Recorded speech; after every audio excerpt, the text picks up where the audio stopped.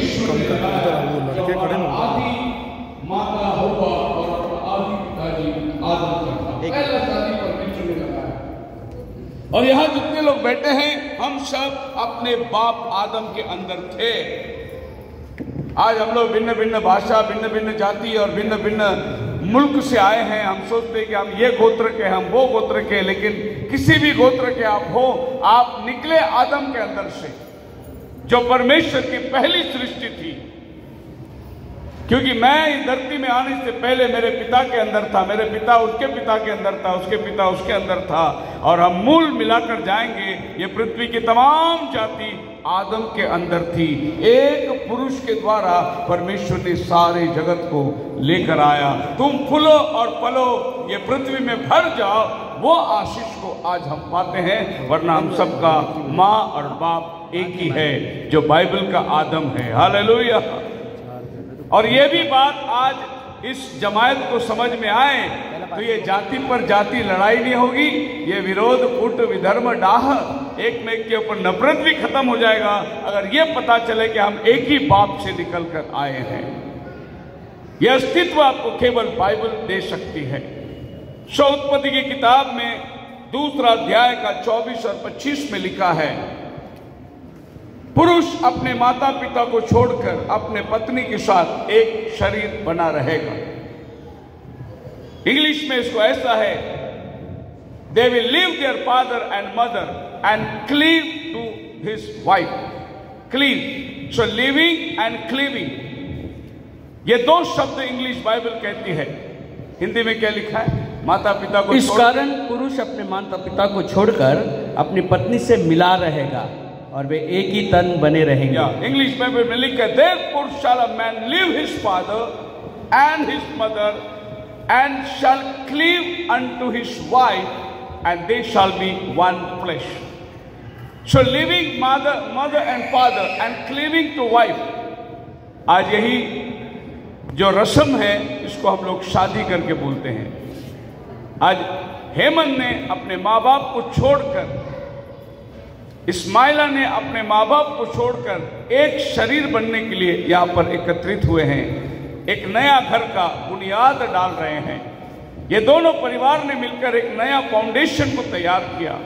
प्रयास इसमें बहुत से लोगों का होगा, लड़के देखने वालों का होगा, परिचय करने वालों का होगा, आपस में एक में के साथ में बातचीत कराने वाले मध्यस्थ लोग होंगे, लेकिन आखिर मर्जी तो खुदा का था कि ये दोनों आज एक शरीर हो जाए। और आज हम सब लोग उस खुदा के मर्जी में एकत्रित हुए हैं।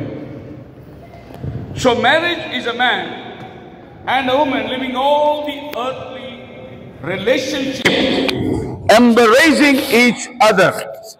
शादी जो है दुनिया के तमाम रिश्तों को छोड़कर पत्नी के साथ, पति के साथ एक शरीर होना खुदा के सम्मुख में, यही शादी का डेफिनेशन है। Since God designed the marriage, He would be the best person to counsel. क्योंकि शादी की रचना खुदा ने किया है, वही एक उत्तम व्यक्ति आज होगा इन दोनों के जीवन को मार्गदर्शन करने के लिए।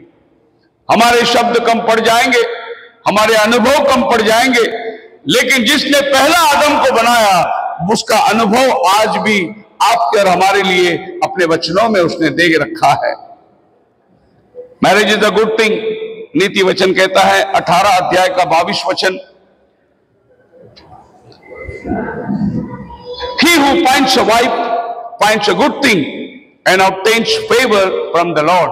जिसने स्त्री ब्याही उसने उत्तम पदार्थ पाया।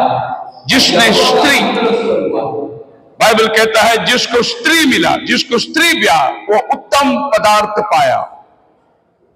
एक अच्छा तोहफा आज प्रभु हेमंत के जीवन में दे रहा है। It's a gift. और इस तोहफे को हमें किस तरीके से संभालना है। He who finds a wife is a good thing and obtains favor from the Lord. प्रभु की तरफ से उसने अनुग्रह पाया है। He has a favor from the Lord कि एक पत्नी आज उसके जीवन के अंदर जुड़ी जा रही है। The purpose of marriage, शादी की पहला सिद्धांत जेनेसिस चैप्टर 1 वर्स 28 के अंदर है। God blessed Adam And God said unto him, be fruitful, multiply, replenish the earth and subdue it, have dominion over the fish of the sea, the fowl of the air, and every living thing moveth upon the earth. This is the first purpose of marriage. खुदा ने आदम को बोला, तुम फूलो और फलो और पृथ्वी में भर जाओ, समुद्र के मछलियों पर अधिकार रखो, आकाश के पक्षियों पर अधिकार रखो, हर रेंगने वाली जंतु जीव जंतु पर तुम्हारा अधिकार रखो। दूसरे शब्दों में परमेश्वर ने आदम को एक डेमी गॉड बनाकर ये धरती पे रखा, बोला ये पृथ्वी को तू राज्य कर। इसीलिए आज आदम जाता है हर चीज पर राज्य करने की सामर्थ्य रखता है, क्योंकि वो एक डेमी गॉड है, ये पृथ्वी पे परमेश्वर ने रखा है। खुदा का बेटा, खुदा का बेटा, हम सब खुदा के बेटे और बेटियां हैं। खुदा का बेटा है तो खुदा का एक हक आपके पास है, आप ये पृथ्वी का राजा है। जब प्रभु ने आदम को इस बगीचे में रखा हुआ था, सो आदम के पास वो सृष्टि की सामर्थ्य थी। खुदावन ने सारे प्रकृति को बनाया, सारे जानवरों को, पक्षियों को बनाया, लेकिन उनको नाम रखने के लिए उसने आदम से कहा, तू नाम रखना। यानी परमेश्वर यह बताना चाहता था कि आदम मेरे बेटे, इस सृष्टि के साथ तू भी हकदार है, मैंने बनाया, तू नाम रखना उसको। सो उस दिन बाइबल कहती है आदम ने हाथी को हाथी बोला, आज भी वो हाथी है। आदम ने कुत्ता को कुत्ता बोला, आदम ने शेर को शेर बोला। ये सब नाम आदम हमारा पहला बाप ने जानवर को रखा है। दूसरे शब्दों में आदम ऐसा नहीं नाम रखा होगा कि शेर वहां देखा और आदम कहीं चुप के बैठ के बोला तेरा नाम शेर है। नहीं, आदम बोला शेर को यहां आ जा, और उसके ऊपर हाथ फिराया होगा और उसको बोला आज से तेरा नाम लायन, क्योंकि शेर आदम को हानि नहीं कर सकता। उसने हाथी को देखकर कहीं चिपके नहीं बोला इसका नाम हाथी होगा। उसने हाथी को वो इशारा के इधर आ, यहां पर तेरा नाम आज से हाथी होगा, और हाथी ने अपना सर हिलाया होगा, ओके। शेर अपनी धूम हिलाई होगी, ओके, क्योंकि खुदा का बेटा कह रहा है। खुदा ने आदम को यह पृथ्वी में एक रचने का अधिकार दिया हुआ था, लेकिन आदम का सिर्फ एक गलती हुई, उसने परमेश्वर का वचन तोड़ा और उसको प्रभु की समक्षता खोना पड़ा। उस बगीचे से उसे बाहर निकलना पड़ा।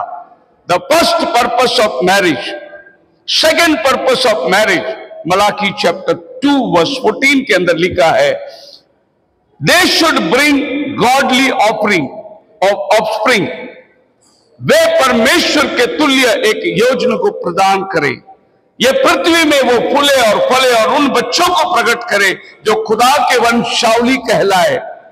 पढ़िए Malachi 2:14।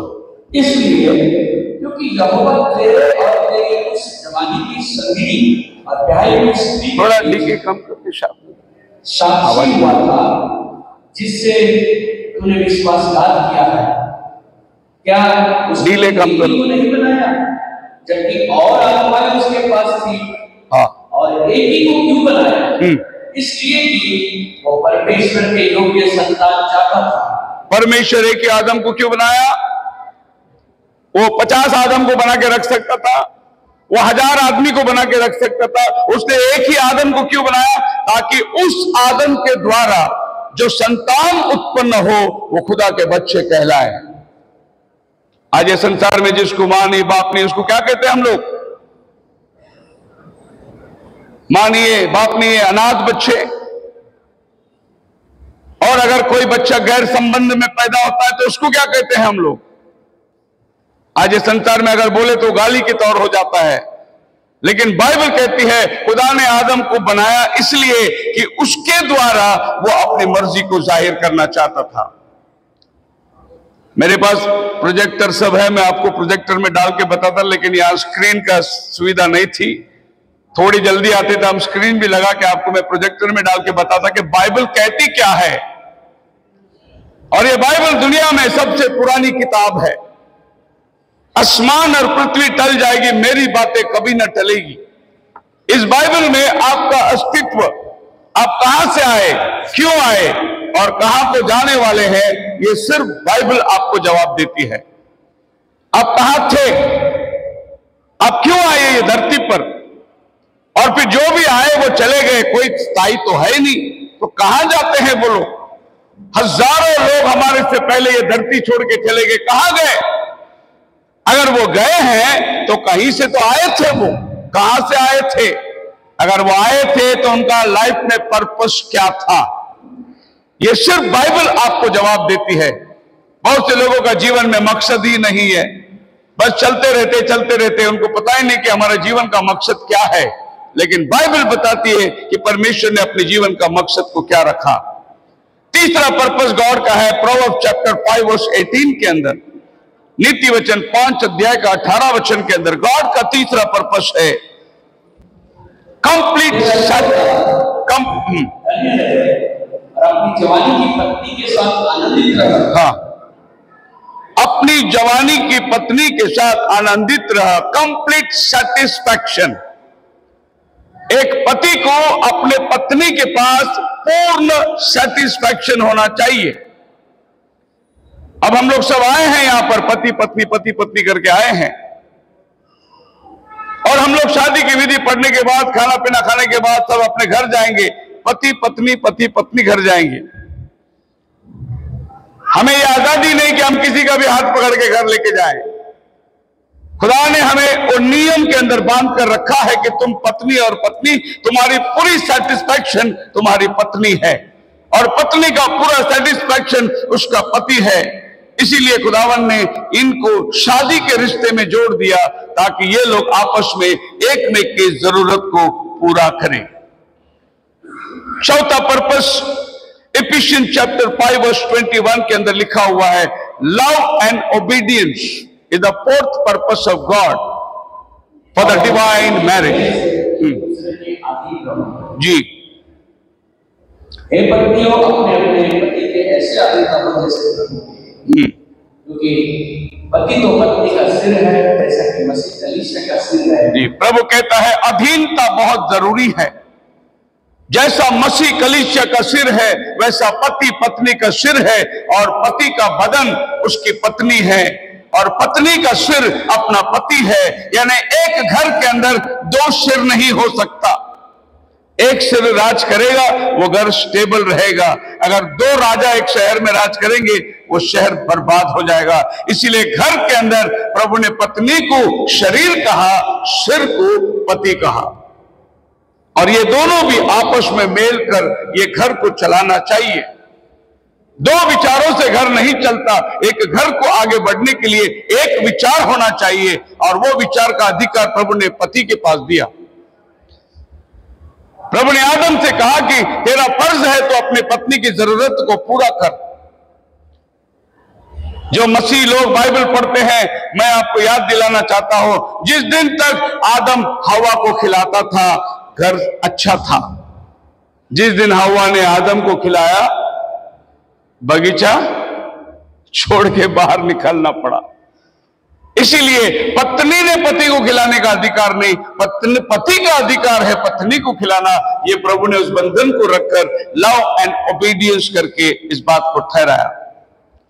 Marriage is not a contract. क्या है, हम लोग साइन करेंगे और देखेंगे कि ये शादी चलती है या नहीं चलती है, कैसे रहता है शादी। It is not a contract signing, but it is a covenant. ये एक वाचा है। वाचा क्या है? जब तक हम दोनों में से एक मरता नहीं, हम आपस में कभी जुदा नहीं हो सकते। एक करार बांधते हैं वो लोग। ऐसा मैंने इतिहास में पढ़ के देखा कि अमेरिका के अंदर मैरिज रजिस्टर में साइन करने के पहले डाइवोर्स रजिस्टर में साइन करके रखते हैं, क्योंकि पता है 2, 4, 6 महीने में डाइवोर्स करना है और फिर बंटवारे का प्रॉब्लम ना आए, इसके लिए पहला उधर साइन करते हैं, बाद में मैरिज रजिस्टर में साइन करते हैं। ये कॉन्ट्रैक्ट साइन करना शादी नहीं होता। शादी का साइनिंग जो है, एक दो इस बंधन में जुड़ जाते हैं। जब तक दोनों में से एक मरता नहीं, तब तक ये बंधन नहीं टूटता। यही एक बंधन ऐसा है जिसको प्रभु ने इतना गहरा बनाया है। बाकी सब बंधन है, एक भाई भाई को छोड़ के जाएगा, प्रॉपर्टी के झगड़ा हो गया। एक बहन शादी करके भाई को छोड़ के चली जाएगी, ये घर में और भी जितने रिश्ते हैं, ये रिश्ता इतना अहम नहीं जितना पति और पत्नी का रिश्ता है कि दोनों में से एक जो मरता नहीं तब तक ये बंधन टूटता नहीं। बाइबल कहती है अगर किसी का पति और पत्नी डाइवोर्स हो गया, जब तक दोनों में से एक जिंदा है तब तक वो दूसरी शादी नहीं कर सकता। जब तक दोनों में से एक मरता नहीं वो दूसरी शादी का अनुमति बाइबल नहीं देता, क्योंकि ये एक अहम रिश्ता प्रभु ने बांध कर रखा हुआ है। फ्यू नगेट्स शादी के प्रति जो चर्चा चलती है, marriage is just a fancy word of adopting an overgrown male child who cannot be handled by parents anymore. Marriage एक ऐसी शब्द बन गई कि हेमंत के माता पिता अब हेमंत को संभाल नहीं चाह रहे। टाइम पे घर में नहीं आता, बात नहीं सुनता, जवान हो गया है, बड़ा हो गया है, मार नहीं सकते, डांट नहीं सकते, इसीलिए उनके पेरेंट्स लोगों ने सोचा कि अभी हेमंत को एक औरत के हाथ में दे देंगे जिसका नाम है इस्माइला। अब वो उसको कंट्रोल करेगी, उसके अधीनता में रहेगी, टाइम पे घर आएगा, टाइम पे खाना खाएगा। इसीलिए मैरिज का डेफिनेशन ऐसा बन गया है कि एक माँ बाप नहीं कंट्रोल कर सकते, इसके लिए अभी लाके उसके हाथ में दिया, बाबा तू अभी कंट्रोल कर, मेरा बच्चा जवान हो गया है। इस nuggets, why do girls get married and go to strangers house? क्यों पत्नी शादी करके एक अजनबी के घर में जाते हैं, एक नया घर में जाते हैं? कारण it's because they are blessed angel of the almighty who after filling her own house with colors of happiness moved to the stranger's home to color it. क्यों शादी की डेफिनेशन लड़कियों के बारे में कहा गया ऐसा कि जब अपने घर में सजाती है, अपने घर में जो भी अपने घर को संवारती है, ये गुलदस्ता यहाँ रखना है, ये टेबल यहाँ होना है, अपने घर को सजाने के बाद अभी वो एक नया घर को सजाने के लिए जा रही है। यही लड़की के लिए मैरिज का डेफिनेशन है। जो खुशियां वो अपने घर में बांट रही थी, वो खुशियां किसी और घर में अभी बांटने को चली जा रही है। Just marriage tickets. एक बात मैं हेमंत से कहना चाहता हूं, अगर हेमंत का स्वभाव मिर्ची की तरह तीखा होगा, गुस्से वाला होगा, कोई परवाह नहीं, औरत अचार बनाना जानती है, कितना भी तीखा मिर्ची हो अचार बना के रख देगी वो। Is a marriage definition. So किस तरीके से आपके लाइफ को आपको बर्ताव करना है, वो है शादी की विधि। फ्रेंडशिप, फ्रेंडशिप का मतलब क्या होता है? Two fellow in a ship is friendship.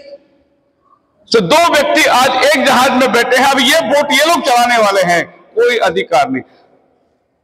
Western countries के अंदर शादी हो गया तुम्हारा, तुम देख लो, अलग कर देते। हमारा इंडियन कल्चर ऐसा नहीं है। शादी करने के बाद में भी सास बोलेगी संभल के रहना, उसको छूट मत देना, उसके ऊपर कंट्रोल रखना, उसके घर में जाने मत देना। शादी के बाद भी इनका कंट्रोल बना रहता है। और जगह में ऐसा नहीं है। शादी हो गया, तुम आजाद हो, अब तुम संभालो, तुम्हारा जीवन को तुम संवारो। लेकिन आज यहां पर कंट्रोल बना रहता है। बार बार उसको घर नहीं भेजना, उनके घर वाले को ज्यादा घर में मत लेना, ये सब कंट्रोल छोड़ दो। अब वो दोनों एक इंडिपेंडेंट व्यक्ति बन गया है। अगर उनके जीवन में शांति देखना चाहते हो, उनको अपनी मर्जी से परमेश्वर के वचन के मुताबिक जीवन बिताने को दे दो, वो ठीक तरीके से अपना जीवन को बिता सकते हैं। What is worship? Worship is a group of people in a ship. We came to worship। आज आए हम खुदा की तारीफ करें, उसकी महिमा करें। ये शादी पवित्र विधि मानी जाती है। बाइबल कहती है, इब्रानी की किताब उसका 13 अध्याय का 4 वचन के अंदर लिखा है, शादी सब में आदर की बात समझी जाए, बिछौना निष्कलंक रहे। क्यों शादी आदर की बात समझी जाए? लेकिन आज शादियों में ज्यादा पार्टी के ऊपर जोर दिया जाता है। अभी पता नहीं हेमंत के कोई दोस्त लोग इधर आए हैं कि जो बोले रहेंगे अपने को बॉटल मांगता है भाई शादी में। ऐसा कोई दोस्त लोग आए होंगे मालूम नहीं, लेकिन अक्सर शादी में रहते हैं, अपने लिए सेपरेट पार्टी मांगता है। मैं जिस शादी में जाता हूं पहले बोल देता हूं दोनों पार्टी को, अगर मैंने हॉल में बॉटल दिखा मैं शादी छोड़ के चले जाऊंगा। क्योंकि शादी पवित्र विधि है और उसको पवित्रता से ही निभाना है। वहां पर दारू शराब और डांस वगैरह, शादी में अश्लीलता, गंद, कोई तो शादी ऐसी होती है झगड़े करे बिना वो शादी मानी ही नहीं जाती। कुछ शख्स ऐसे होते परिवार के अंदर, जब तक वो लोगों के अटेंशन ना ले तब तक उनको लगता ही नहीं कि हम शादी में आए हैं। आप तो महाराष्ट्र के बहुत नजदीक है, पता नहीं, लेकिन महाराष्ट्र में एक टोपी देते और एक टावल पहनाते शादी का आहेर। वो टोपी की कीमत खाली 15 रुपया, टावल की कीमत खाली 10 रुपया, कुल मिलाकर 25 रुपया का टोपी और टावल आता। लेकिन ये 25 रुपया का दान आप नहीं दिया, आपका 25 लाख का शादी को बर्बाद करके जाएगा वो आदमी। सो बाइबल कहती है relationship, worship and friendship and man with many in-laws and church and workplace is relationship. Relationship क्या है? कंपनियों में अनेक लोगों के साथ काम करना, कलीसिया में अनेक लोगों के साथ आराधना करना, जहां हम रहते हैं आसपास के माहौल को बनाए रखना, इसको बोलते हैं रिलेशनशिप।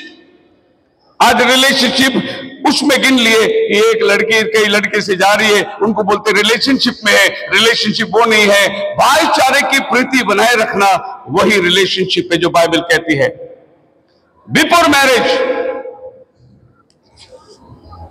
टाइम डजंट पास। शादी के पहले टाइम जाता ही नहीं, बड़ी घड़ी फोन करना पड़ता है, कैसी है, ठीक है, खाना खाया क्या, सोया क्या, पिया क्या, सब घड़ी घड़ी टाइम जाता ही नहीं है। लेकिन शादी के बाद टाइम मिलता ही नहीं है, बात करने के लिए समय ही नहीं रहता।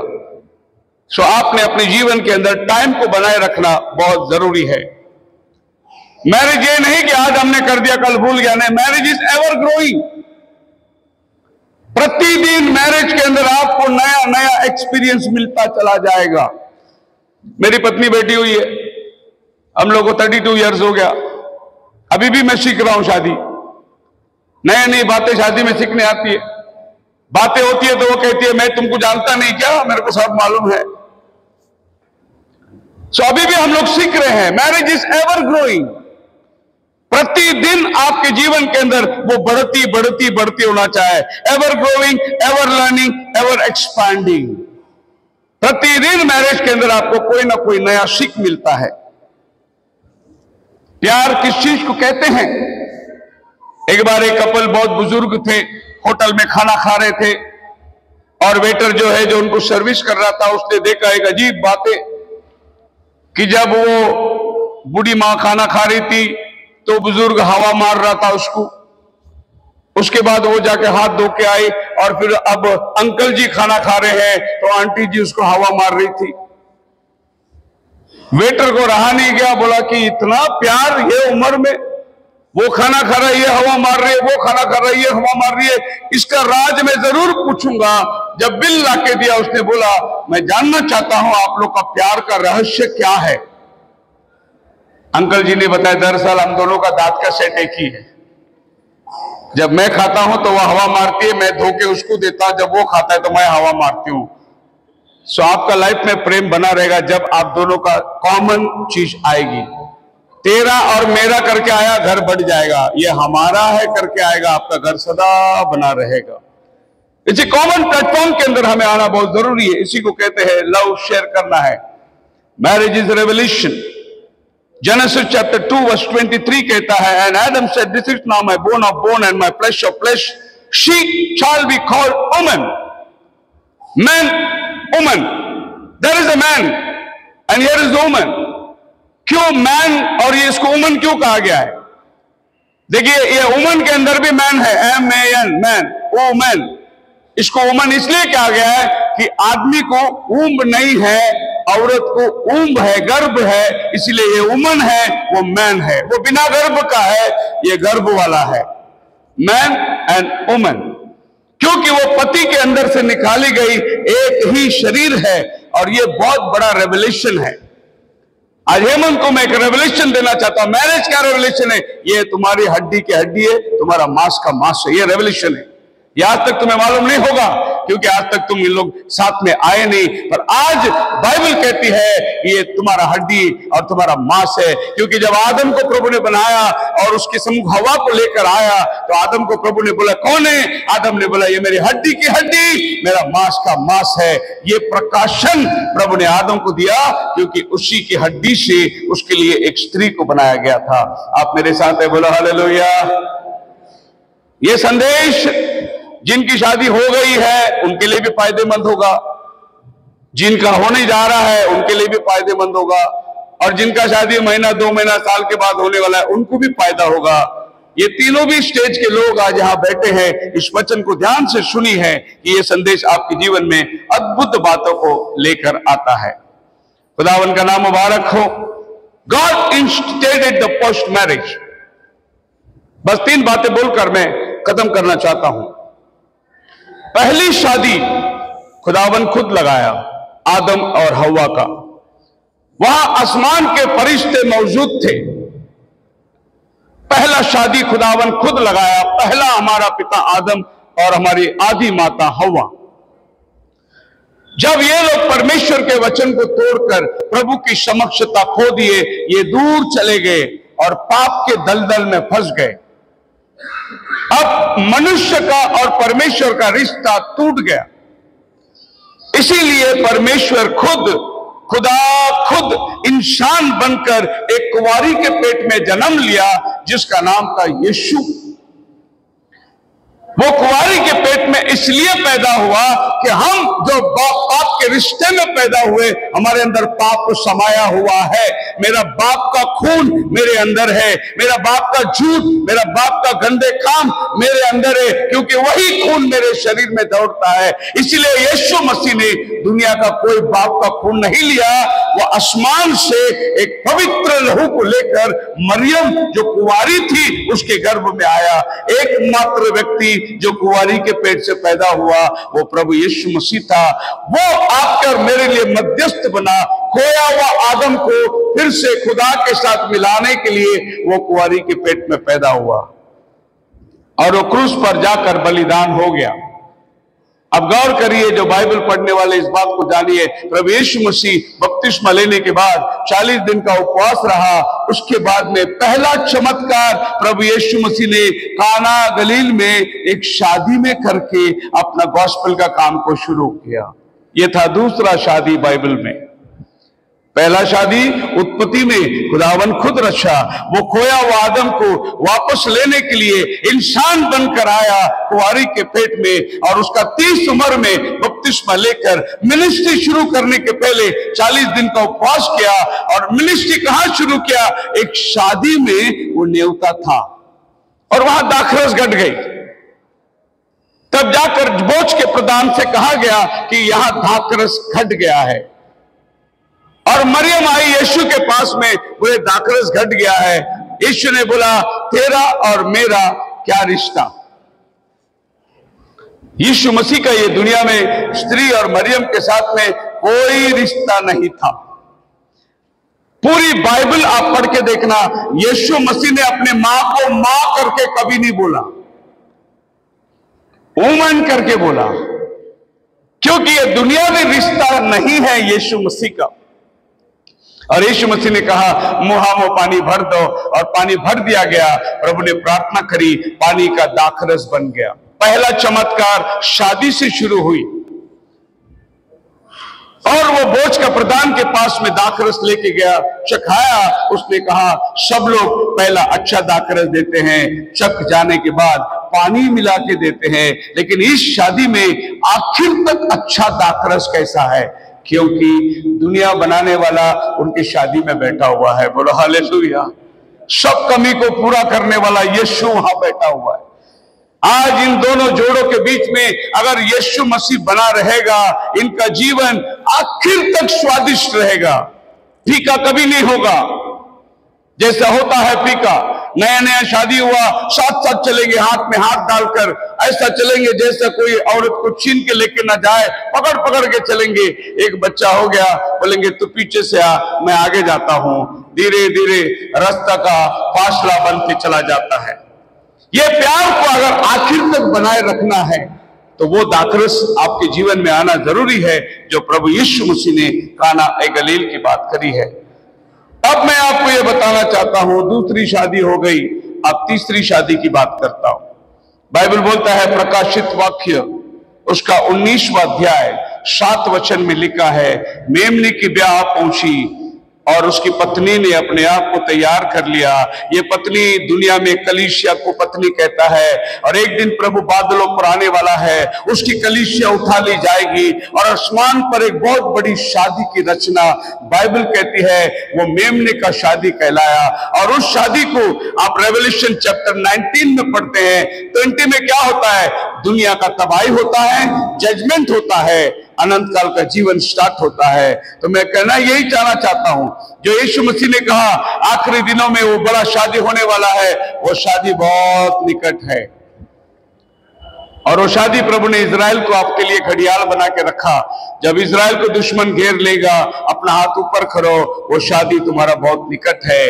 आपको मालूम है आज हमारा पृथ्वी का वातावरण इजराइल के साथ क्या हो रहा है। सारी भविष्यवाणियां पूरी हो रही है। प्रभु यीशु मसीह का आना बहुत निकट है। एक एक भविष्यवाणी पूर्ण होती चली जा रही है।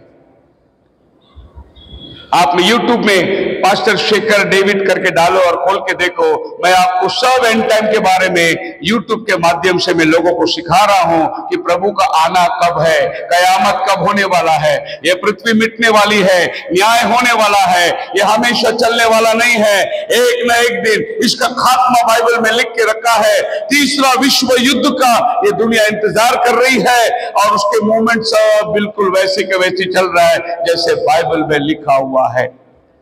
शुक्र है, मैं तो प्रभु को मानता हूं कि हो सकता है ये मेरे लिए आखिरी शादी हो और एक शादी पढ़ने का मौका ना मिले, उसके पहले प्रभु यीशु आने वाला है बादलों पर अपनी कलीसिया को ले जाने के लिए।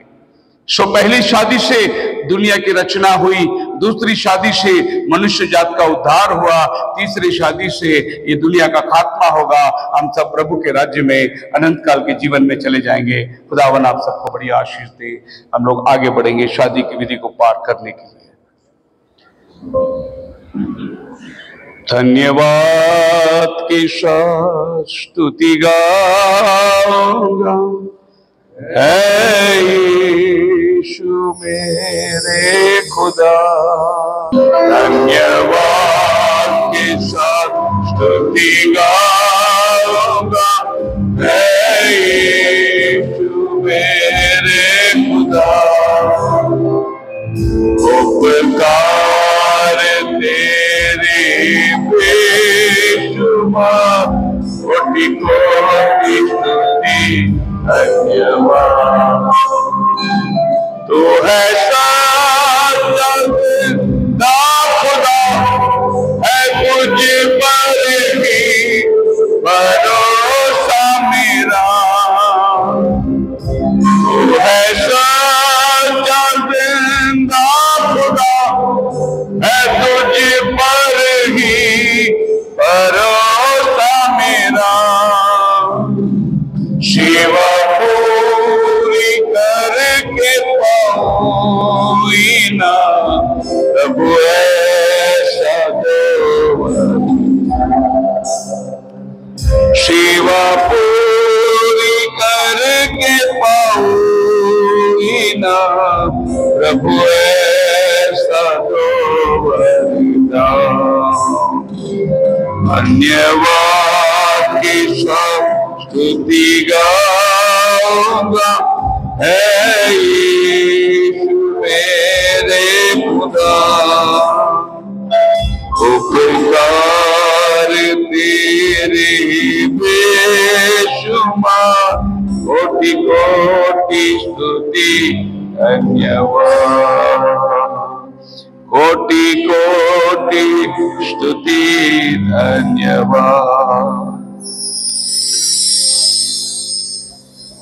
एक विश्वासी पास्टर होने के नाते, गवर्नमेंट ऑफ इंडिया के मैरिज लाइसेंस के अधिकारी होने के नाते, मैं यहां पर उपस्थित जमात से ये पूछना चाहता हूं, यदि ऐसा कोई सबब यहां मौजूद है जो ये कारण जानता हो कि ये शादी नहीं हो सकती, इसका ये वजह है, वो शादी की पूरा खर्चा लेकर अभी आगे आ सकते हैं, वरना हमेशा हमेशा के लिए खामोश रहे।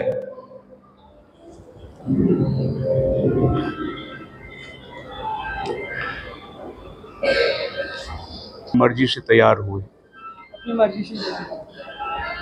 आपको कोई जोर जबरदस्ती किया है शादी के लिए कि आप अपनी मर्जी से तैयार हुए हैं? ओके। आज शाम हमारे प्रिय भाई हेमंत और प्रिय बहन इस्माइला पवित्र विवाह में एक होने जा रहे हैं। आइए विवाह के आशीषों के लिए हम लोग प्रार्थना करें। प्रभु परमेश्वर के नाम से मैं सभा और यहां इकट्ठे हुए लोगों से पूछता हूं, यदि भारतीय संविधान के अनुसार कुछ व्यक्तित्व बात है या परमेश्वर के वचन की शिक्षाओं के अनुसार कुछ ऐसी बात है जो दोनों इन जवानों को विवाह के बंधन से रोकती है, तो आप सभा के बीच में उस वक्त बोल सकते थे, पर आपकी खामोशी ये बात को दर्शाता है कि आप सब लोग इस विवाह में शादी हैं और ऐसा कोई कारण नहीं कि ये शादी रुके। खुदा बाप आसमानी पढ़े जाने वाले विधि को तो आशीष कर, आप स्वयं हमारे बीच में गवाह बनकर इस शादी को पार करने की सहायता कर। तेरी दया हम सब पर बनी रहे। दुआ यीशु के नाम से मांगते हैं, आमीन।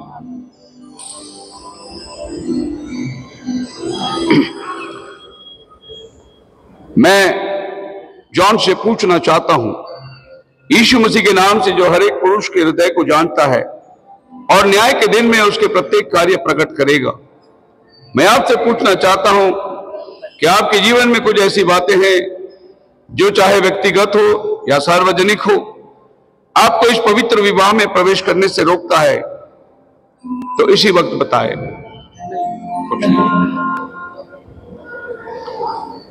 इस्माइला यीशु मसीह के नाम से जो हर एक स्त्री के हृदय को जानता है और न्याय के दिन में उसके सारे कामों को प्रकट करता है, आपसे पूछना चाहता हूं कि आपके जीवन में कोई ऐसी बात है, चाहे व्यक्तित्व सार्वजनिक रूप से, जो आपको इस पवित्र विवाह में प्रवेश करने से रोकता है, तो इसी वक्त बताएं।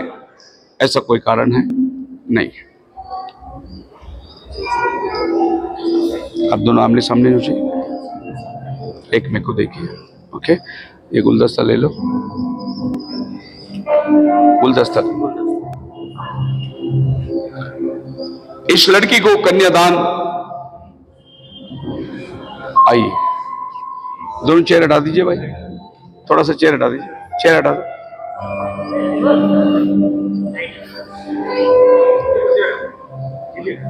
आप इनका राइट हैंड पकड़िए, आप इनके पेरेंट्स आप हैं?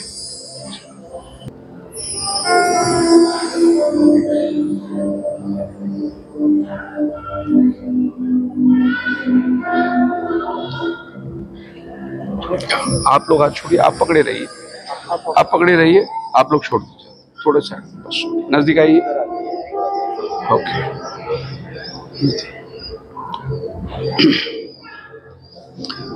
आपने बोलना है मेरे पीछे, माइक।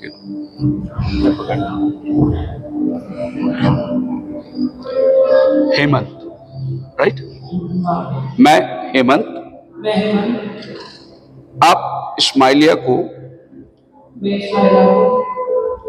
अपनी विवाहित पत्नी के रूप में स्वीकार करता हूं। आज के दिन से लेकर परमेश्वर की पवित्र आज्ञा मानते हुए अच्छे दिनों में, बुरे दिनों में, अमीरी में, गरीबी में, बीमारी में, स्वास्थ्य में, जीवन की हर परिस्थिति में, जब तक मृत्यु हमें अलग ना करे, तुम्हें प्यार करने, तुम्हारे साथ रहने, तुम्हें सम्मान करने, एक अच्छे पति के सारे कर्तव्यों को पूरा करने का आज मैं तुम्हें परमेश्वर के लोगों के उपस्थिति में प्रभु यीशु मसीह के नाम से वचन देता हूं। आमीन। आपका ही वचन। मैं इस्माइला, आप हेमंत को अपने विवाहित पति के रूप में स्वीकार करती हूँ आज के दिन से लेकर परमेश्वर की पवित्र आज्ञा के अनुसार अच्छे दिन बुरे दिनों में, अमीरी गरीबी में, बीमारियों में, स्वास्थ्य में, जीवन की हर परिस्थिति में, जब तक मृत्यु हमें अलग ना करे, आपसे प्रेम करने, आपके अधीन रहने, आपका आदर करने और एक अच्छी पत्नी के सारे कर्तव्यों को पूरा करने का वचन आज प्रभु यीशु मसीह के नाम से मैं तुम्हें देती हूं। आमीन। ओके, आप आज छोड़ देना। आपकी शादी की निशानी में क्या दे रहे हैं? शादी की निशानी में आप क्या देना चाहते हैं?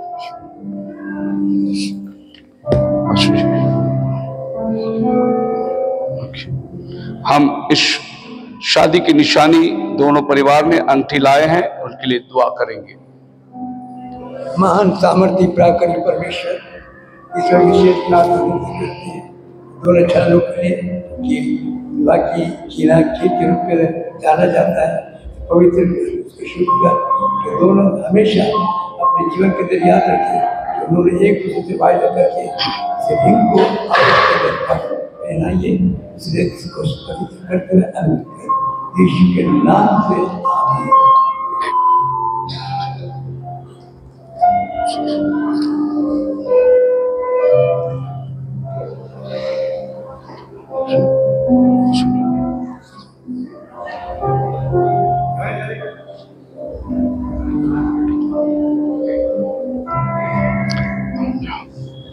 नहीं, पकड़ के रखिए।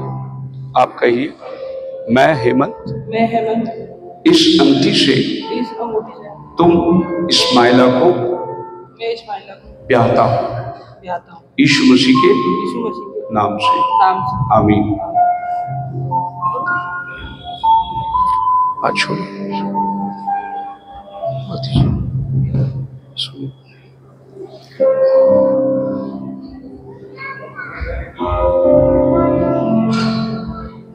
पकड़ के रखिए, इनको देखकर कहिए, मैं इस्माइला तुम हेमंत को इस अंगूठी से जो शादी की निशानी है तुम्हें ब्याहता हूं और अपना सारा दुनियावी माल तुम्हें देता हूं यीशु मसीह के नाम से। आमीन। हाथ छोड़िए। ब्रदर, इसकी बेल उठा के पीछे डालिए। जोरदार तालियां पहली बार अपनी पत्नी को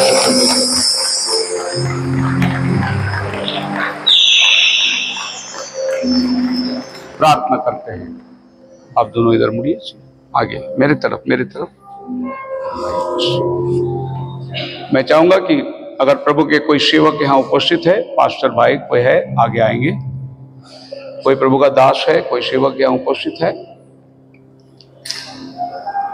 आइए हम इनके लिए दुआ करते हैं। यस, आइए पास। प्रभु के दास आगे आ सकते हैं। सो आप नील डाउन कर सकते हैं। आइए पास जी, अपने हाथ को बढ़ाइए, हम इनके लिए दुआ करते हैं। Come forward.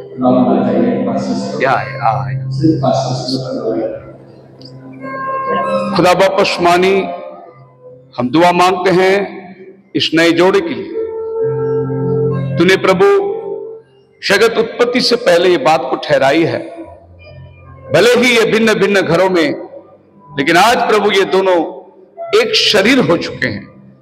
वायदे को बदलने से, निशानी को बदलने से, पति पत्नी करके आज ये समायत के सामने ये खड़े हुए हैं। प्रभु, हम चाहते हैं कि आपकी आशीष इन पर उतर आए। तेरे दास लोग अपने हाथ को बढ़ाकर इनके विवाहित जीवन को आशीर्वादित कर, इनके हर उठना बैठना तेरे सम्मुख बना रहे। प्रभु, आदम को दिए हुए आशीष तुम फूलो और फलो पृथ्वी को भर जाओ और आशीष का हकदार बने। प्रभु, मैं तुम्हें जमीन देता हूं, तुम इस पर अपना हक को जताओ। ऐसा अधिकार आज ये दो बच्चों को होने पाए। खुदावन तेरे नजर में एक मसीही जीवन बिताने के लिए इन दोनों को तो आशीर्वाद कर, इनके जीवन के हर कमी को दूर कर, भरपूरी से ये विवाहित जीवन को आशीर्वादित होकर एक अच्छा अनुभव, एक अच्छा परिवार जब लोगों के सामने उपस्थित होने के लिए दोनों को बनाए रख। खुदा बाप, दोनों परिवार ने आज एकत्रित होकर ये दिन के इंतजार में थे और सारी बातों को तूने शांतिपूर्वक पूरा किया, इसके लिए हम धन्यवाद करते हैं। आगे इनकी विवाहित जीवन आशीर्वादित हो, यह हम सबकी दुआ है। जिनको परमेश्वर ने जोड़ा उनको मनुष्य अलग ना करे। प्रार्थना प्रभु यीशु के नाम से मांगते, सुन और कबूल कर। आमीन आमीन। खड़े हो जाएंगे।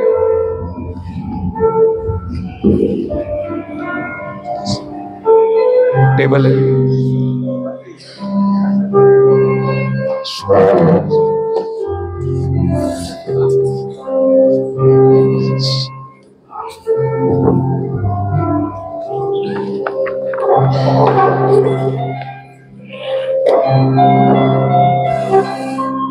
इधर आ जाइए। आपका सेवी हेमंत।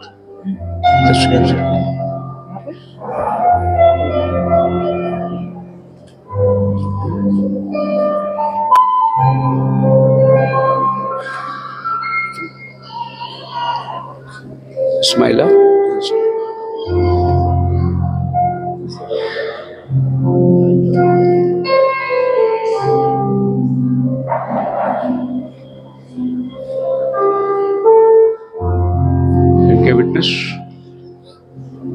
इनका विटनेस कौन देगी?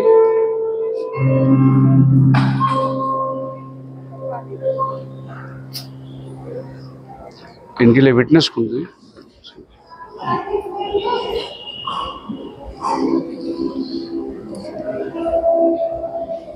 Second number.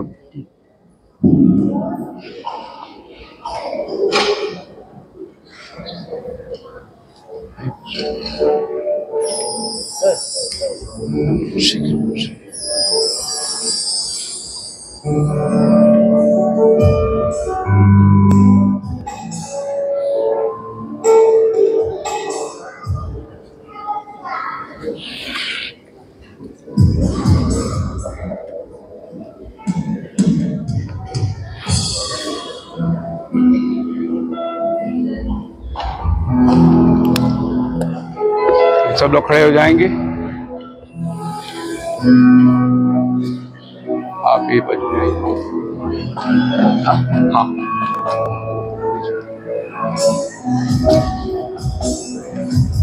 आप उनको बुलाइए।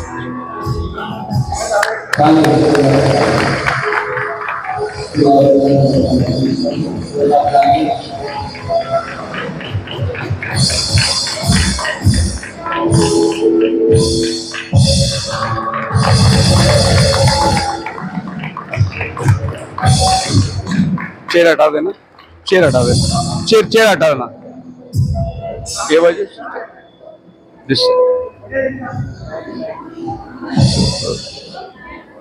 पूरे पोजीशन में ये आपके लेफ्ट हैंड में रहना चाहिए।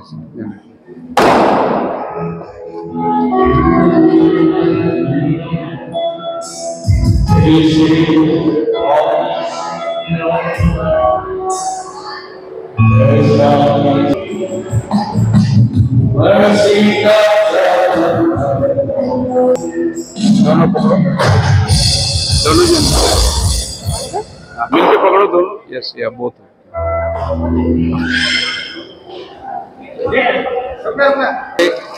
जब आपस में एक जीवन मुंह को मीठा करते हैं, जिंदगी भर इनका मीठास में पड़ी रहे, ये खुदा की दुआ कह देते हैं। या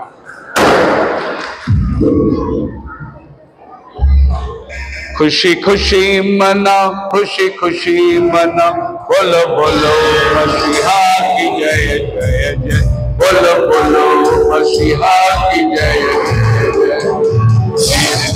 आया मेरे लिए जिया, मेरे लिए आया मेरे लिए जिया, मेरे लिए यीशु ने तुझे उठाया, मेरे लिए यीशु ने तुझे उठाया, मेरे लिए मारा गया, मेरे लिए बिगाड़ा गया, मेरे लिए मारा गया, मेरे लिए फिर से उठा, मेरा है परिवार के निकट के लोग, उनके मम्मी डैडी, सगे भाई बहन लोग आगे आ सकते हैं, फैमिली के क्लोज लोग आगे आएंगे और थोड़ा सा मतलब बारी बारी करके आए। यस, आइए, आपकी फैमिली आगे आइए।